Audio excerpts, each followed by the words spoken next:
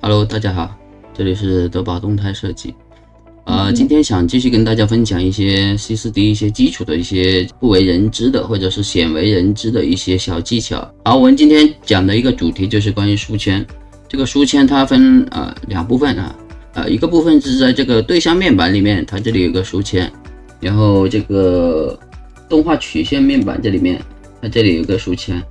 这两个东西呢，其实是比较少人去留意这个东西的。我这里会用两个文件去稍微去说明一下。好，我们这个时候使用这里的这个搜索，这里写光，对吧？这个时候凡是这些带光的这些，它会给你搜索出来。以后我们看一下这里过滤啊，它这里注意啊，这里光我们可以对，它这里是可以这个不要啊，我们这些摄像机我们只要灯光，对，它这里可以这样子过滤的啊。我们打开这里面的这个筛选，只要过滤这个灯光，然后呢，这里面它这些这里在这个对象面板里面，它就会只显示这个的灯光。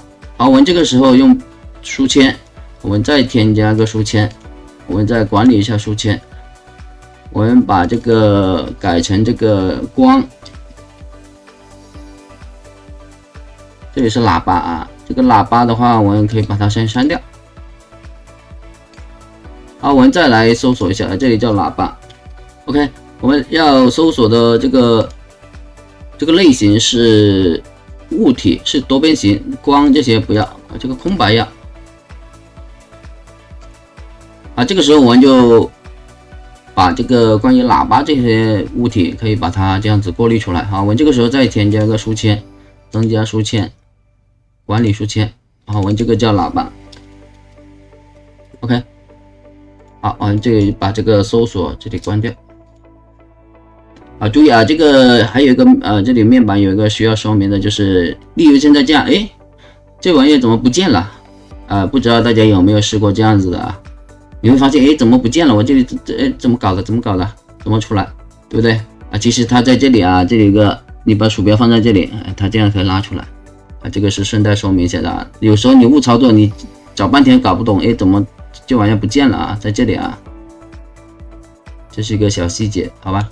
我们现在这些所有的物体，它现在又出来了，对吧？在这个书签里面啊，例如我们要去调节什么光啊，或者是喇叭，对吧？我们去过光，它这个时候就会跳到我们刚才这个筛选过的这个剩下的这些光，然后我们去到例如是调节喇叭，它这个是喇叭，这个对于大场景的这个管理是非常有用的啊，好吧？这个是对象面板的这个书签，这是一个。好，我们接着来去另外一个工程，我们来看一下关于这个曲线面板。好，例如我这里有个动画，涉及到有一些例如我这里在这些什么立场啊，这里贴一个动画，对吧？然后我物体也有动画。好，这个时候例如我这里我这些是我已经是归类好放在这里面的这些，回头我可能要去调。好，这个时候这里面也有个书签啊，我们增加书签，我们这个叫管理一下书签，这个书签叫做这个叫立场。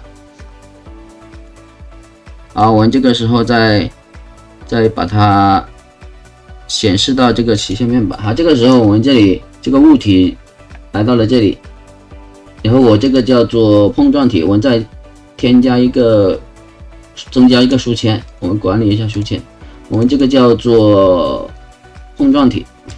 好，我们这里有两个书签了，对吧？这个时候呢，例如你现在要去到这个立场里面去调我的碰撞体。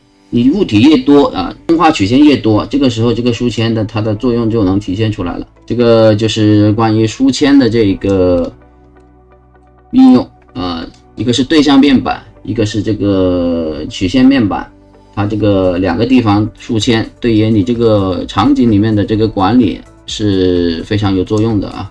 你这个场景动画越复杂，你这个场景越大，东西越多，这个时候这些小的一些技能或者这小的这些功能就会能大大提升你这个工作的效率。我鼓励大家多去应用一下这些实用的这些东西，对吧？